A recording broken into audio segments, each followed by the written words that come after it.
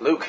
Johnny. Thank you for coming. Pleasure, mate. It's good to see you again. No shiner this time. Yeah, it's clear up. It's healed by now. Are you well? Yeah, no, I'm really good actually, mate. It's been a couple of weeks as always, and I'm fresh and I'm positive and ready for another amazing sports blog. Fantastic. Well, obviously we've got 2 weeks to catch up on. Yeah. And in there is a certain England football match last week, which. What are you talking about?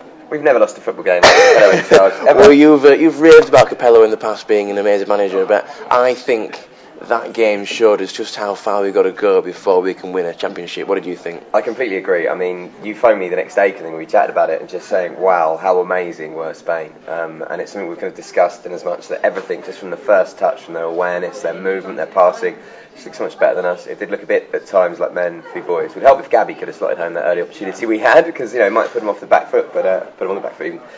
But yeah, Spain were immense, and it does make you realise, yeah, we've got a long way to go, but is that the confidence that comes with winning a major tournament for them, obviously, after the Euros? So maybe that's kind of got a part to play in it if we won, So the simple answer is win the World Cup, get through, win the World Cup, and then we'll be as good as Spain. But we might have to play Spain in the World Cup, so therefore that might not work. Okay, right. My logic is flawed, but it was an amazing performance, and there's a lot of lessons to learn. But I think Capello would have taken note, if you know what I mean, and I'm sure have the team working on lots of things. Also, we've had the England cricket team have gone to the Windies, where they seem to get controversy follows them whenever they go out there.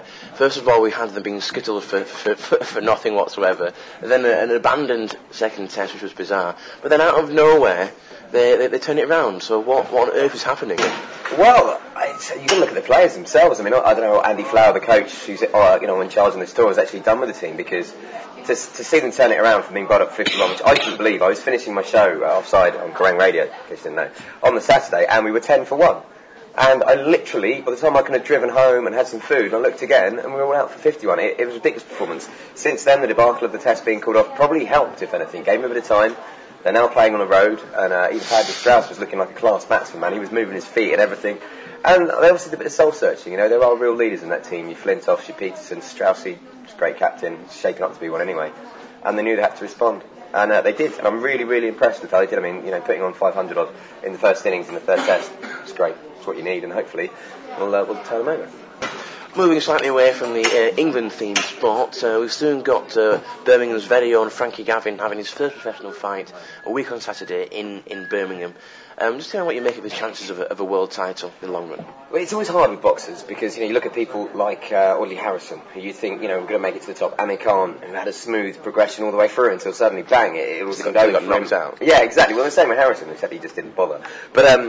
But Frankie Gavin, I mean, I know everyone knows in the region what potential this guy's got. He's been trained by the best, I know, up in Manchester. He is fighting a guy, let's be honest, in his first fight, who's not the world's best. I think he's had 8 fights, lost 3. This will be great for him to set the stall out in front of his home crowd. For all of us who didn't get to see him fight at the Olympics, we're very, very disappointed when he didn't make the weight. A chance for him to show the world what he's got, and I think a lot of people will be paying a lot of attention to him. Amateur world champion. He's got so much ability, and I think with the home crowd behind him, it could be over in the first round, but if he does it in that way with fireworks, I think you could see a glittering career, and why not a world championship? I well hope so. It'd be nice to have a Brummie boxing world champion, wouldn't it? And finally, it wouldn't be a Wilkins and Greatrex blog unless we had a rant from Mr. Wilkins. Yeah. So what is in your ranting locker this week, Mr. Wilkins?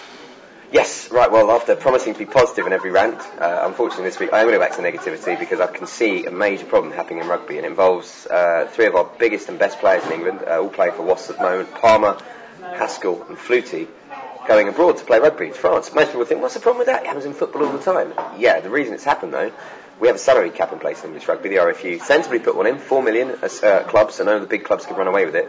In France they don't have that. They've got so much money in the clubs that they can offer the players 3-4 times the salary. You can't blame the players for going over there, they've got to look after their family. It's even shorter playing time in rugby than you get in football because of the injuries. So you can't have a go at them. The problem occurs when you realise, you look in the frying pan, French clubs do not have to release their players for English training sessions, as in the national side. Yes, they release them for the games and the few days running up to the national games, but not for the elite training squad things that Mike Johnson set up. For the kind of 2 weeks they get to take them away and they get to gel and they get to really learn about each other.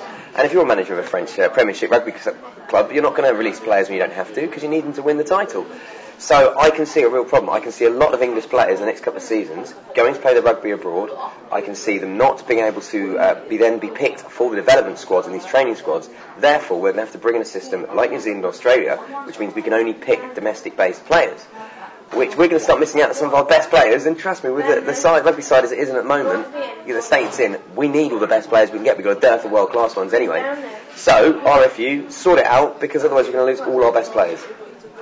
That was the best rant yet. Cheers, man. It was a pleasure. Thank you very much. No, man, it's been good to see you, Johnny. You look after yourself. You too, Luke.